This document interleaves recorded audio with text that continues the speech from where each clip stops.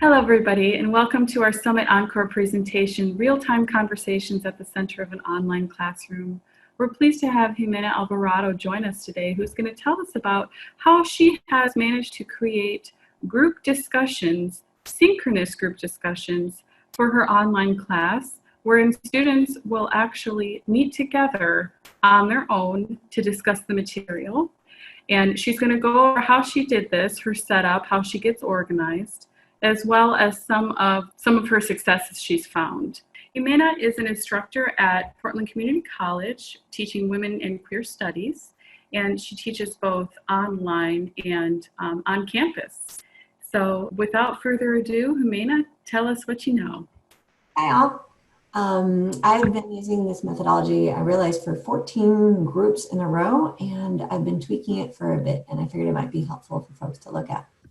In my in-person classrooms, I use flipped classroom methodology. And when I was trying to figure out how to do something similar online, I had to come up with a way for my students to talk to each other. I teach social justice, and so it's crucial to have the back and forth discussions that are so rich. I tried my best to imitate what happens in my live classroom through synchronous conversations. So this is my attempt at doing flipped online. So for today, I've got a few different topics we're going to cover. First, I'm going to talk to you a little bit about why, so the payoff, why we do this, and why I think conversations are fantastically magical for learning. I'm going to tell you a little bit about how it's set up. Some folks tend to get really stuck and worried about how it's going to work, so I'll tell you a little bit about how it's set up. Then we're going to walk through the assessment strategy and how I try to make this run well. And then I'll tell you a little bit about the results. And then we're going to get into nuts and bolts, the how-to, literally how I set up the groups. So that's what's going to drive us for today. What you're looking at on my screen is a printable handout, which is like a regular paper size. And I'm going to walk you through some of the notes that I have on here. So first, thinking about the magic of conversations.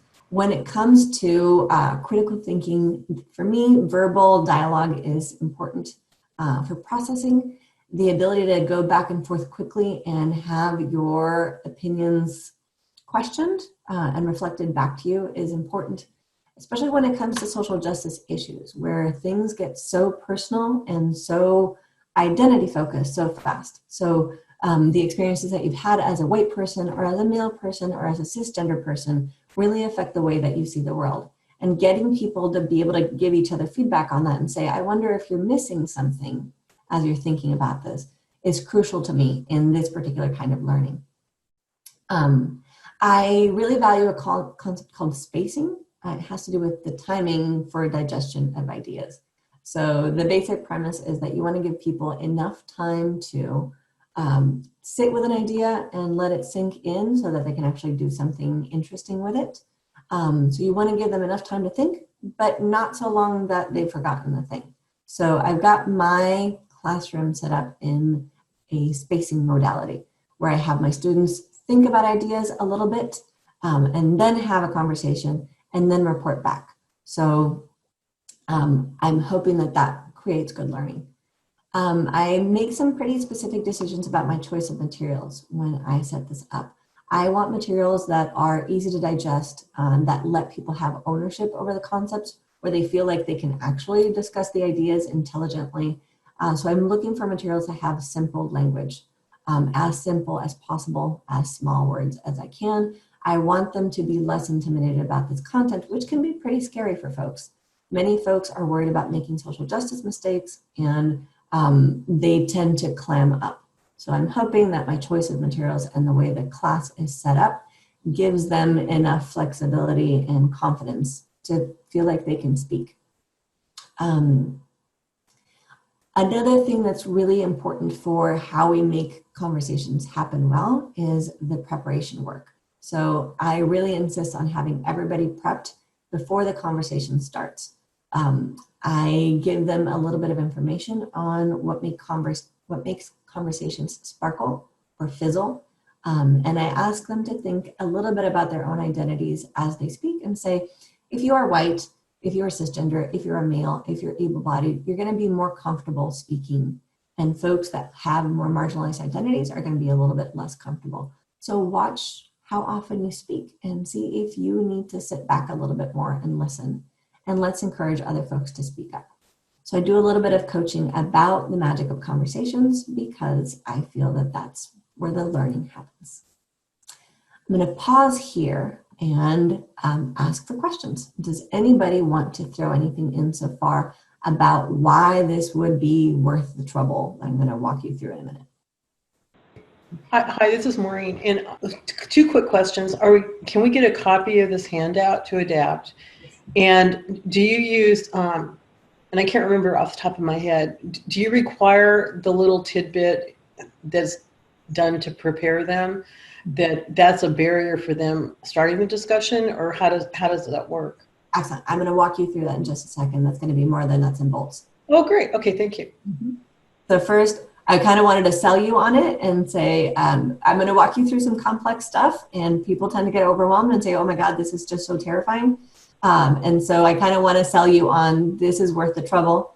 And one of the big takeaways for today is going to be, it's complex setup. So the first week is a lot of work, and then it just runs and it flows really well, and it's well worth the trouble. So I kind of ask folks to brace and clear their schedules for the first week and say, it's going to take a little time to set it up. And then once it's set up, it just really flows quite well.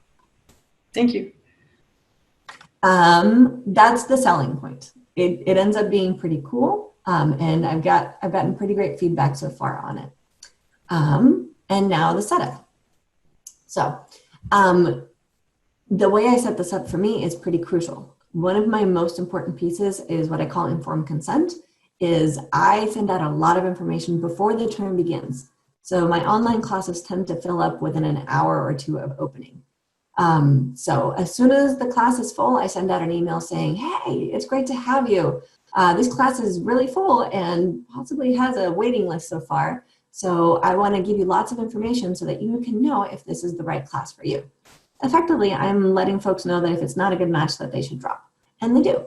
I send out a little video of myself speaking. I want them to get a sense of who I am and what I sound like and what the materials are like. So kind of getting a sense of what the class is like, also including a copy of the syllabus. I want them to have as much information as they can so they can make the right decision for themselves and decide whether this is the right course for them, because for some, it's not going to be. I open the course a few days early. Oh, sorry. I send out this email about 3 times before the term begins. As soon as the class fills, and then a couple weeks before, and then a week before. And I let them know, hey, you're going to get this email again. So that as folks drop and add in, everybody's up to date on how this goes down. The course information directly on my school's site also says that they will be responsible for being part of it, synchronous conversations, so that everybody knows what they're getting into before the term begins. And that cuts down on drop rates through the term.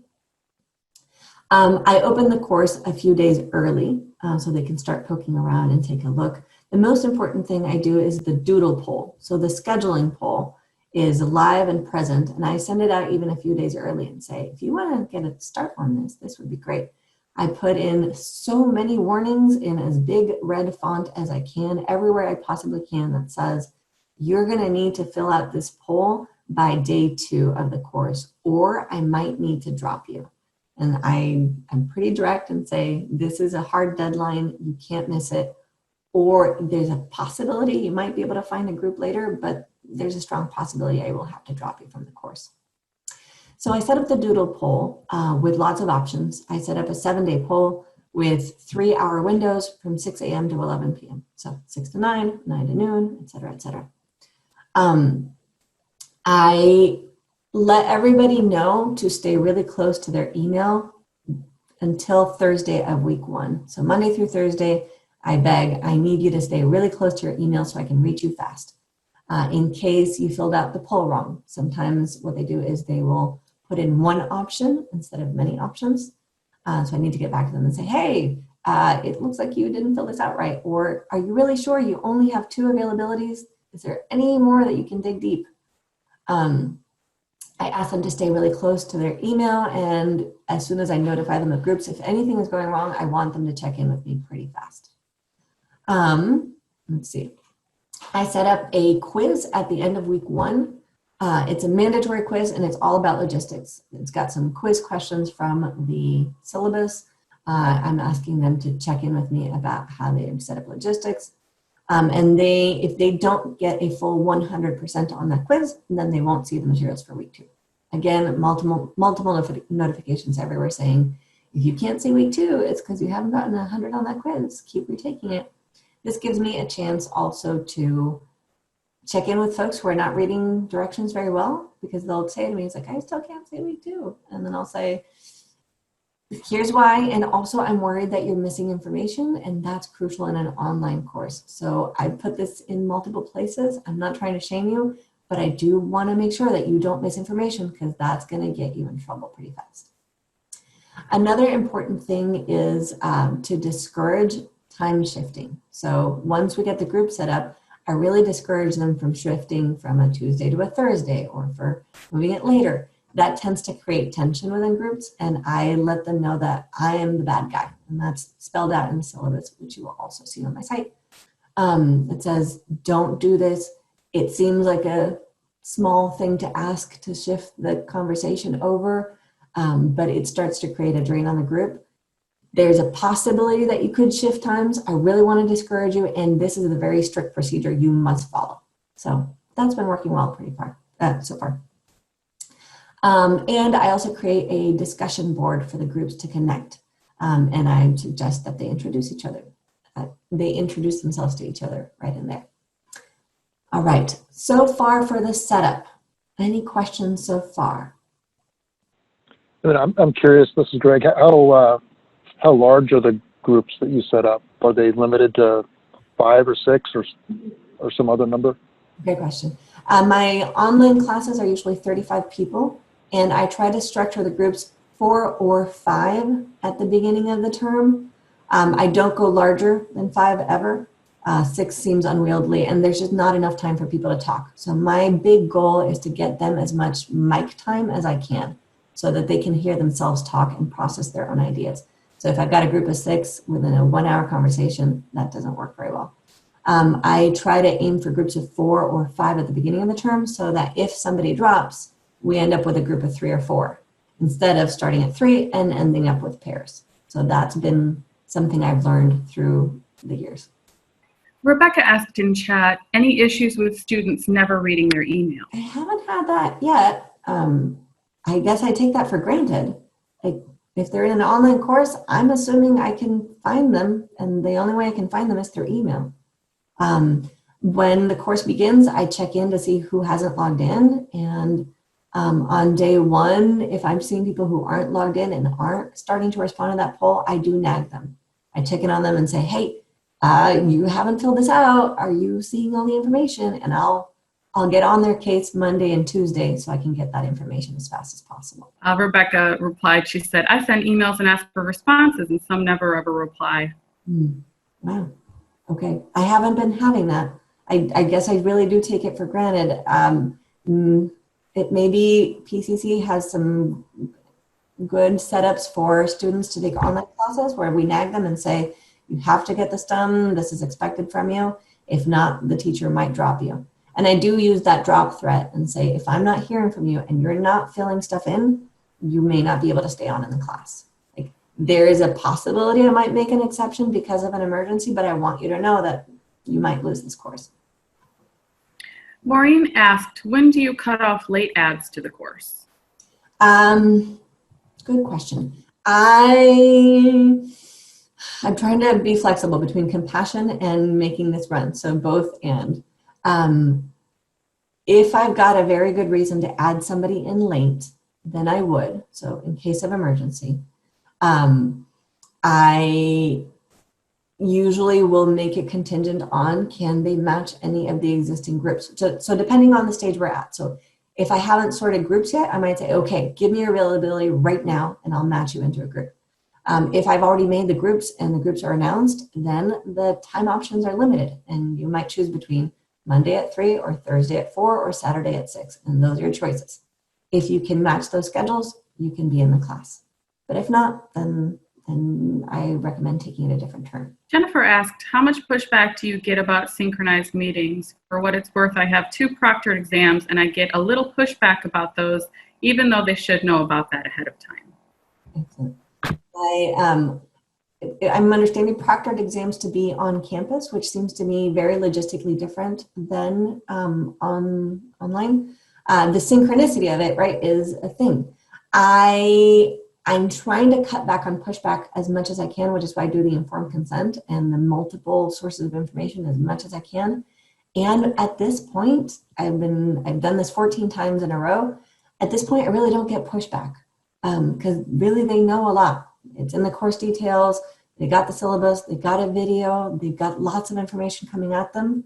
And if it's not a good fit for them, they can drop before or right at the beginning. So when I've gotten a little bit of pushback, which really doesn't happen very much anymore, I just say, oh, I'm so sorry. It seems like this class is not going to be a good fit for you. Next up, I'm sharing the text with you right here. And this is the information I share with my students about the poll. And it says, please take this quick poll. Tell me all the times you can meet. I'm going to play matchmaker. As flexible as you can be, the more this is a social justice issue. We've got folks who are juggling multiple jobs and childcare. And if you have the flexibility and you can share it with your group mates, you are helping out somebody who's in a really tough bind. And that gives them a little bit of goodwill to throw in extra availability. If I see somebody who's not responding with a lot of availability, like I check the poll day 1 or 2, I'll check in with them and say, hey, is this really the best you can do? Any other times available? And sometimes they say, no, that's all I can do. And then that's that. And that helps a little bit. For assessment, this has been pretty crucial. I am deeply committed to making the conversation the priority in the class. And I put the points behind it. The conversations are worth 35% of the grade. I don't do any exams. I am asked to do an essay for 15% of the grade. So that's part of the school requirements. So pretty much everything revolves around the conversation. 35% of the grade is the conversation. 40% of the grade is the prep work. So they can't join the conversation without having done the prep. Everything runs around the conversation. I do the spacing thing I mentioned where things are due 24 hours before. And the first question on their assignment for the prep work is tattling on themselves. Did you finish this on time? And it's been helping with accountability. They have to tell and say, nope, I'm turning this in late. Or actually, I didn't even finish this before the conversation started, so I did not join my conversation. So that helps reinforce the structure of how this is set up and the fact that they cannot join the group if they haven't prepped.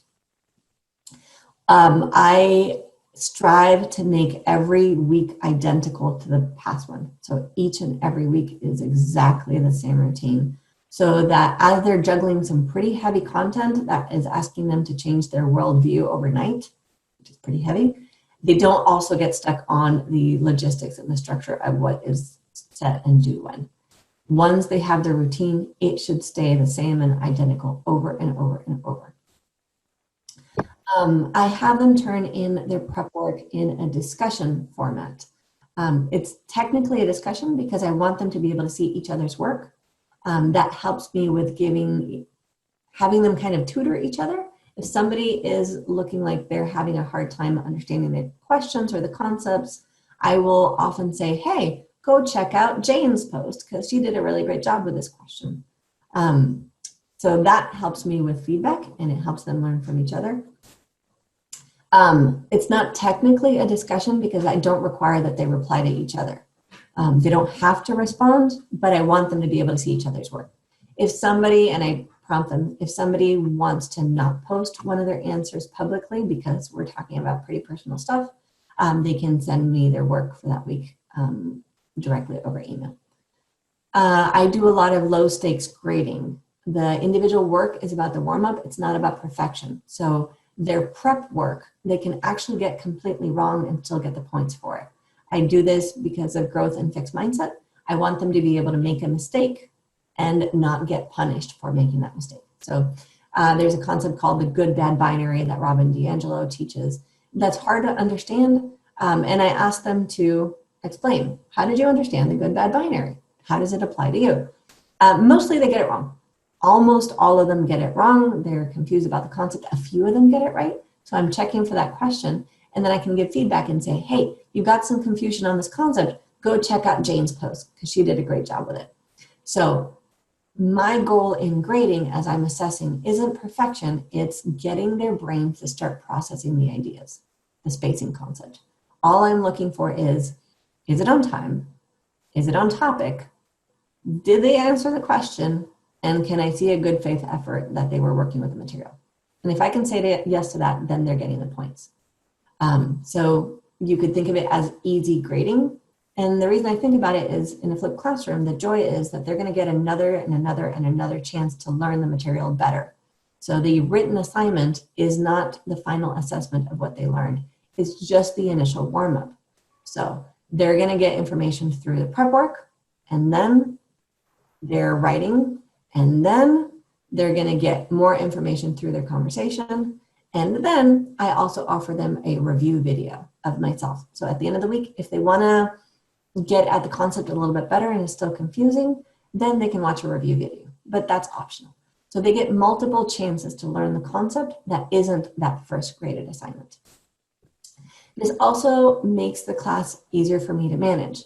I'm having them write a lot every week. So they have multiple questions about the topics, and I'm not giving direct feedback to all of them all the time. I almost don't give feedback.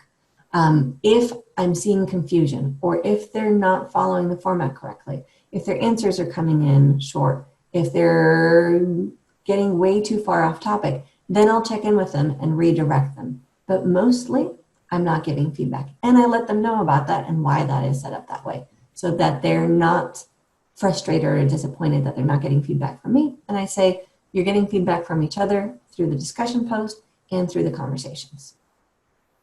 If I may, Rebecca asked a question in chat, and I think this is what you're clarifying. She said, do you join every discussion? Excellent question. I apologize for not being clear. I join no discussions whatsoever. I want them to have the privacy to talk with each other and to be able to make mistakes and to be able to critique me and say, oh my God, I hate her. She's driving me crazy. Crazy is not a great word. Let me switch that one now. She is driving me to frustration. I want them to have that private time to themselves. And at the end, they report back to me through a short report. It's not going to be verbatim.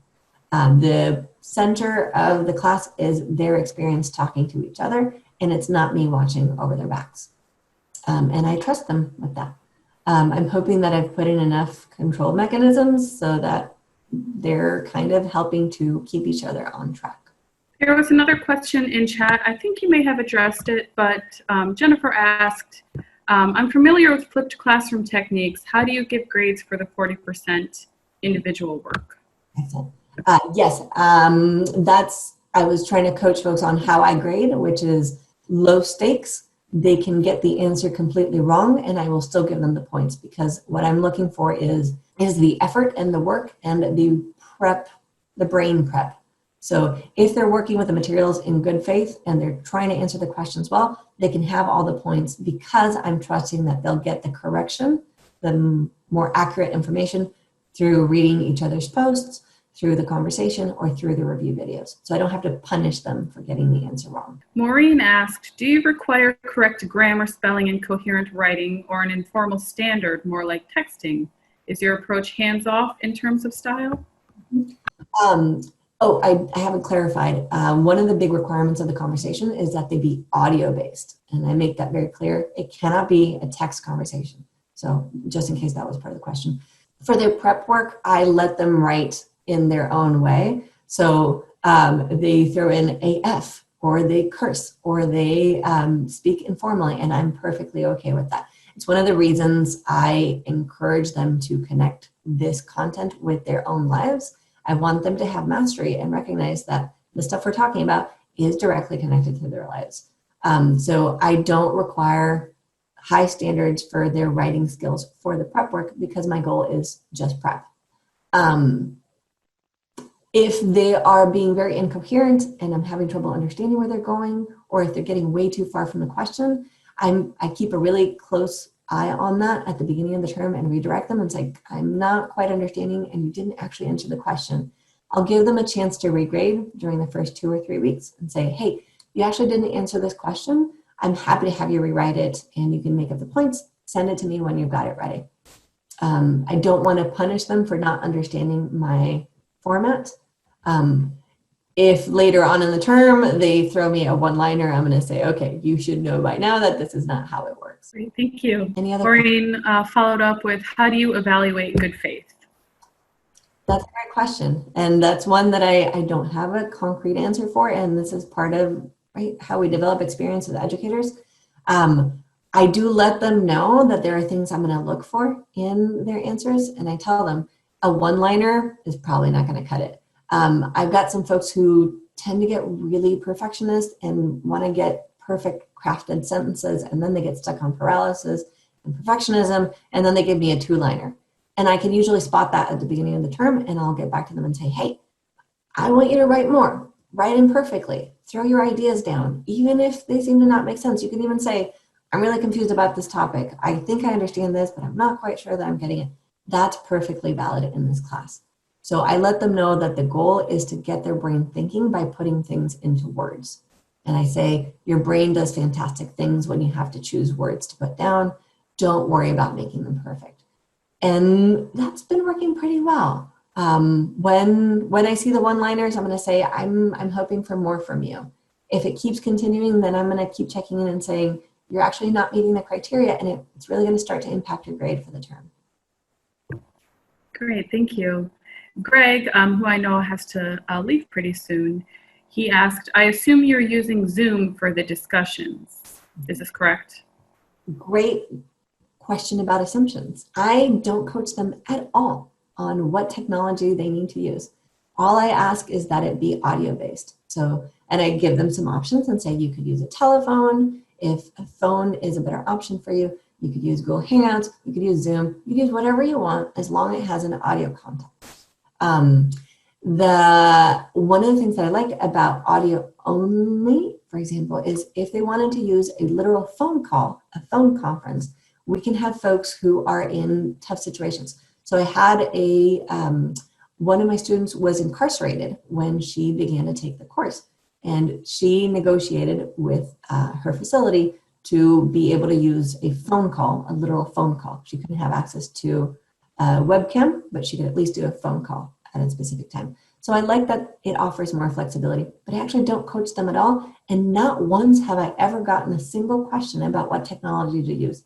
They seem to be able to know how to handle it. That's very interesting. I suppose that speaks to kind of a generational thing too. It's neat because I get this question often from the folks who are around my age, 40 and plus. We were always like, what technology will they use? Like, they got this just fine. So let me tell you a little bit about the results. I was contacted by a statewide online education research group because apparently my classes have unusually high completion rates. So I was surprised by that. And they wanted to know how I set up the class to see if they could offer tips for other folks. And that was neat. So it seems like it's having an interesting impact. I don't know about how the completion rates compare because that's not my field, but apparently they're unusually high. I've gotten a lot of feedback from students who said that they were very skeptical or even resistant to the concept of synchronous conversations at the beginning of the term, and that they felt a 180 turnaround by the end of the term, and that having the possibility to discuss this live made such a big impact in their ability to process. Again, these are pretty heavy topics I'm having them talk about.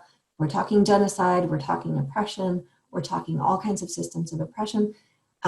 Getting a chance to speak this out loud and to question your own reflection and growth is really, really valuable. I get a little bit of resistance early in the term, and some folks do drop as soon as I give them information about what the course is like. But honestly, most of the courses run really high rates. So they're mostly full and they mostly stay full because they've gotten a chance to drop before the term begins. I've done this 14 times in a row now, I counted, and it's been working really well. it's grown and evolved over the years, but mostly the setup is the same. I've just been tweaking. So like I discourage them from switching scheduling now because that was creating some tension. So I've tweaked it, but mostly the setup is the same. Also on this handout over here, it says, I'm happy to help, reach out if you're stuck. I've got a little prompt here at the bottom that says my page, and let me show you a little bit about the page. This is my website, everydaysocialjustice.com, which is an open educational resource site. My courses are on here. These are my face-to-face courses, and I'm working on getting everything on there. So courses have the face-to-face information. I'm working on getting some of the online stuff uploaded. Right here, I've got a behind the scenes section, and I've got it broken down into behind the scenes for teachers, behind the scenes for social justice thinking, and behind the scenes specifically for social justice teachers because we have a weird job situation. So here in the section that says behind the scenes for teachers, I am working on, dead link. Okay, so dead link. We're gonna see in a second is all of the materials that I'm sharing today, the handouts and everything in a little video, and hopefully a link to this webinar is gonna be posted on that site. You can access that later on. So this handout will be there and you can find it. Let's get into the nuts and bolts, the how-to. This is what I call Excel Sudoku, and it's gonna look overwhelming. Breathe through it. There will be a video that you can refer back to later, and there's a handout, right? All learning feels tricky and challenging at the beginning, and then it's less scary, as we know as teachers. So I've got the how-to with step-by-step that you can walk through later. As I mentioned, first step is the Doodle Poll, then begging them for flexibility, tell them that it's a social justice issue, let them know that there's a hard deadline and that they might be dropped from the course, nag them at the very beginning, so Monday afternoon, evening, Tuesday morning, say, hey, I'm not seeing your responses, you may not be able to keep this class, make sure that you respond or you might lose this course. The Doodle Poll exports to Excel, and I'm going to switch over to Excel and show you a little bit about what the Excel side of this looks like. So if you're a little Excel nervous, breathe through it. This is what the Doodle Poll looks like once it's been exported. So I've got some names on here, and the OKs is what Doodle exports as. So that's doodle.com. If you haven't used it, check it out. What I do at this point is I highlight all the data, and then I do Control H for replace, and I find all of the OKs and ask Excel to replace it with ones. Replace all, and now I've got numbers that could be, I can't see this. Okay, that's an okay. Close this out. I've got numbers that can now be added. And so the next step is doing an auto sum right over here. Oh, hang on a second. I've got Zoom getting in my way. Okay, let's try again. All right, starting over. I do an auto sum over here where I click here and sum up all of the ones on that row. And that gets me a score that I kind of call the fussy to flexible score. And then I can just drag this down, right down the screen. And that gets me their fussiness to flexibility score.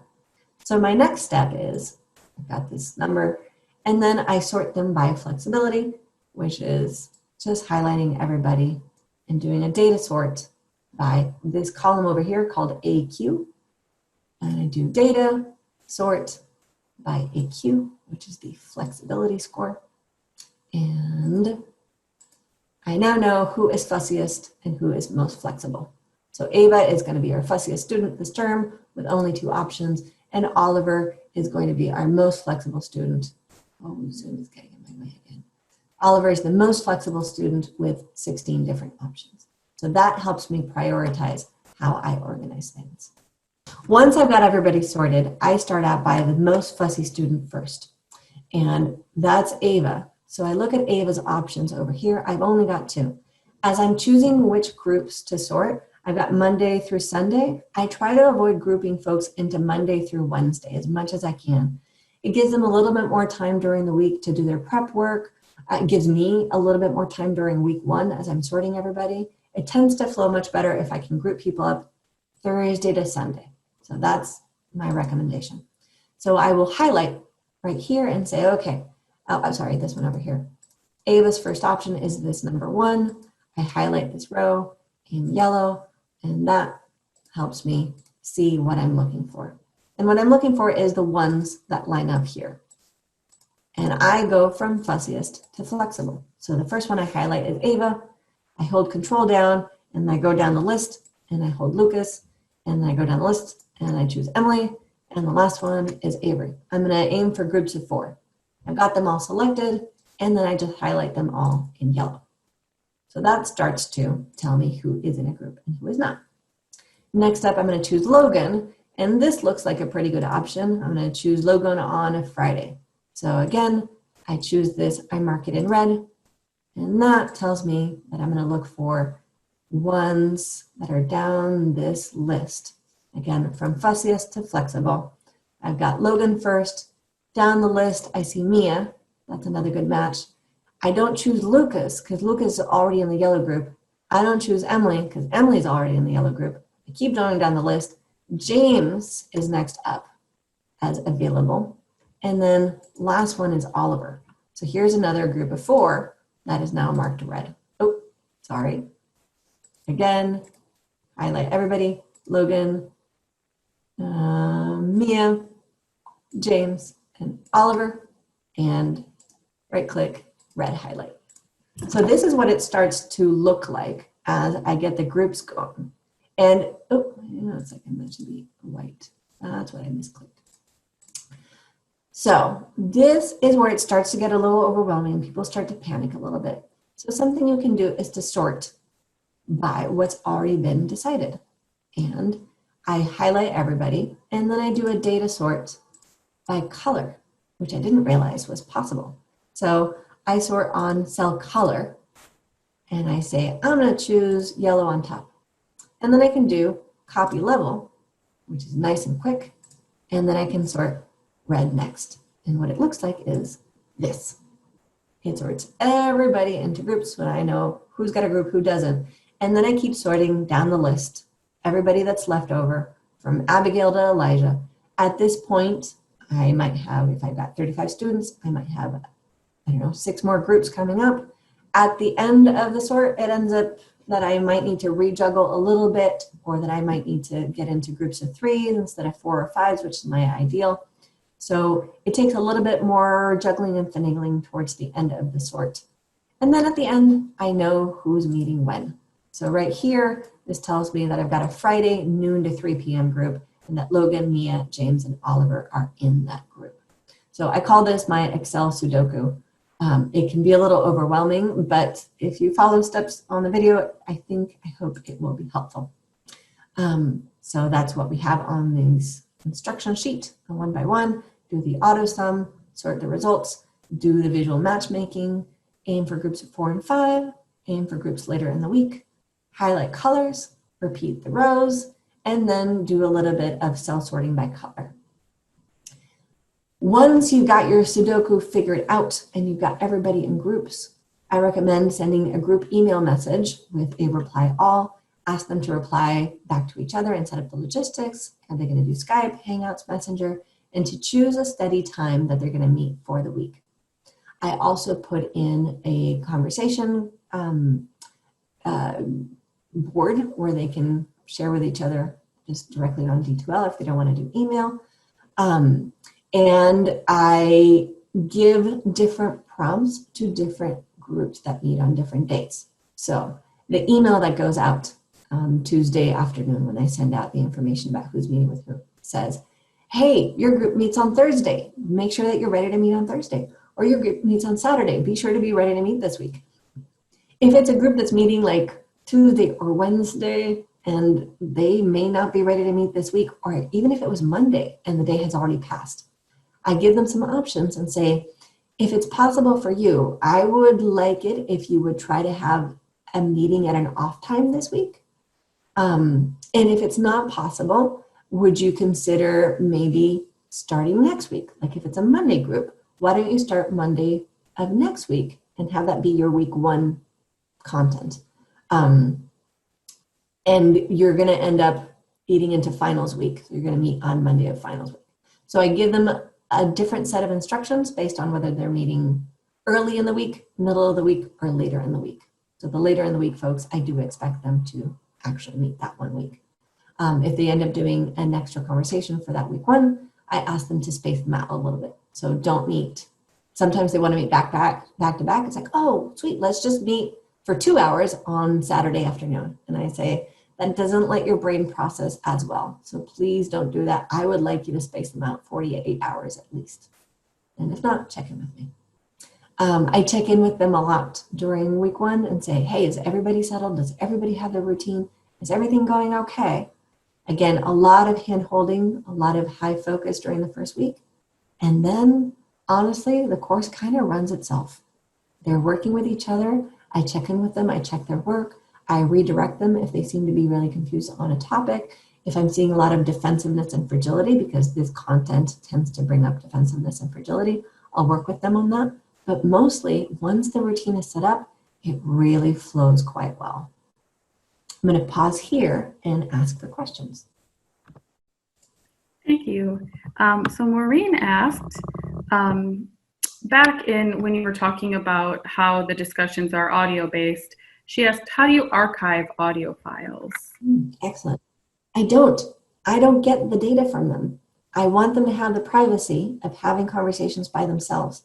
I don't get their audio conversations. I don't know how the discussion is going. All I get is a report from them written out telling me kind of how the conversation went and what were some of the main points. But I don't police them. I don't want them to feel watched and observed. She also asked, how do you handle students who are, quote, triggered when they suggest that is why they avoid a group discussion? I'm not sure. Like taking an online course, I think she means, is why they would avoid, is part of the reason they take an online course is to avoid a group discussion. Excellent. In my content area, triggered is a very specific word, and we coach people on using it well. Broadly in the word, people are grabbing triggered to mean uncomfortable, and we coach and say, actually, triggered is very different from uncomfortable, and it has to do with actual PTSD. So make sure that you use that word well. But yes, I know that people will use that and say, I didn't want to take this class because the whole reason I didn't want to take it is because I didn't want to do synchronous conversation. And usually I will let them know before the term begins and let them have a good and valid choice to not take the course. So I can let them know that they signed up for this when they signed up for this class and that they had a chance to drop. And that if it's not a good fit for them and that if this isn't the right class, they can absolutely not take it and they will not hurt my feelings. So that tends to work pretty well. Again, a little bit of pushback sometimes at the beginning of the term, but really not as much as you'd expect. Rebecca asked, do they report on who was on the call and who missed it? Mm-hmm, they do. In their conversation report guides, I ask them to tell me when they met, what time the conversation began, what time the conversation ended, what medium they used, and who was present. I forgot to say, in the conversation guides, I offer them conversation roles that they should be alternating. So one role is reporter, one role is content tracker, another role is timekeeper, and I ask them to switch up. And another one is extra active group member. So since you don't have a specific task, make sure that you contribute a lot to the conversation. I ask them to switch up tasks each week, and I don't police them on how they've done that. They figure out how they do that. I haven't gotten complaints about that. And in the report, it says this person took this role, this person took that role. So that's kind of how I take attendance. I put some information in the syllabus saying that covering up for each other is academic dishonesty and that could be considered plagiarism and that the consequences for that are pretty bad. I coach them a lot on not asking each other to cover for each other.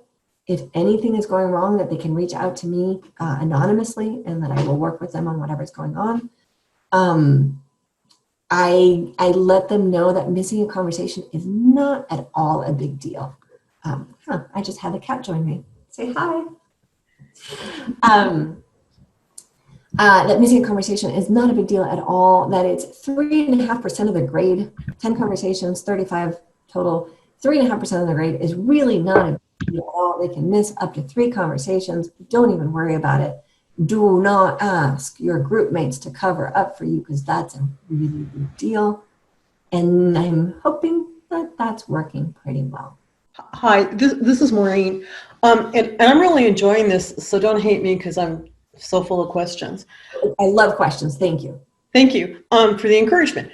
So I took a gander at the classes you're teaching this quarter. And what I noticed was there were no materials, no textbook material costs. Mm-hmm. And you referenced prison inmates as part of your student population. And I teach distance 100% actually right now. So do you have, well, it's twofold. One, do you have required readings? If so, how do you get around copyright infringements if you're using contemporary stuff? And that's something, because I teach business and tech and computer information systems, we always have the issue of being, bleeding edge and up to date versus textbook based. So some of us don't rely on textbooks. Excellent. I got off textbooks a while back for multiple reasons. Right, the cost is a big barrier to me. I teach social justice. Mm-hmm. My students who are most vulnerable are going to be the ones who have the hardest time paying for textbooks. I was an international student myself, and I could not afford textbooks. So through grad school, I didn't buy textbooks. I was the one going to the library or begging my classmates for copies. So as much as I can, I never, ever, ever want my students to pay. That's a really big, important issue for me, especially since I teach at a community college. The other issue that I found with textbooks is I really just don't like them that much. They're not covering what I want to cover. They're not using the words I want to use. Again, for me, the choice of materials is crucial. I want materials that are enjoyable and relatable, that actually speak to their lived experiences, that connect to their lives. So I use a lot of cartoons and memes and videos and MTV videos and BuzzFeed stuff and Huffington Post materials. So what I've done is I've kind of curated content that's lovely, that I adore, and I put it in my website for them. So that's the Everyday Social Justice site. What you're seeing here is only my in-person classes instead of my online classes, because I use those through D2L, but the materials are pretty similar. That's my on-campus syllabus. And for example, this is what the prep would be like for this particular lesson plan. Here are the prep materials. Prep materials have a set of links, cartoon with a little explanation of what the cartoon is, a couple of videos, and the prep questions. So this is pretty much what my prep work looks like week by week. Now, online ones are a little bit different, but mostly they're following the same setup that you're seeing here. Well, so is your web page off the college website? And the other issue is if you're using cartoons and Huffington Post and things like that, that's Huffington Post, for instance, would be copyright protected. So is your way of getting around that using your personal website? Because the college has a real issue because it's Huffington Post intellectual property protected by their rights. And if you have a dynamic course, I mean, you're for academic freedom, we're only supposed to use it for 1 quarter.